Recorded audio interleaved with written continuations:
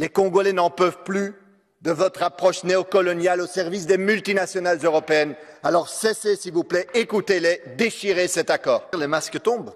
À l'est de la République démocratique du Congo, nous parlait d'années de guerre, des millions de morts, d'innombrables réfugiés et des crimes de guerre indicibles. Et les Nations unies, vous-même, vous avez pointé la responsabilité du gouvernement rwandais, de l'armée rwandaise qui soutient les rebelles du M23 et qui intervient directement, même avec des missiles, en République démocratique du Congo. Mais dans ce contexte d'agression contre un pays souverain, que fait l'Europe? Est-ce qu'elle va défendre bec et ongle, cœur et âme la souveraineté congolaise comme elle le fait pour l'Ukraine? Eh ben non, deux poids, deux mesures.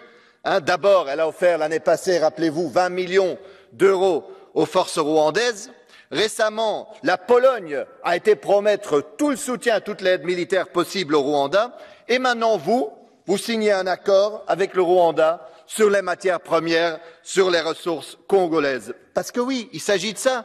Ici, on est en train de remercier, de récompenser en fait le Rwanda pour son agression.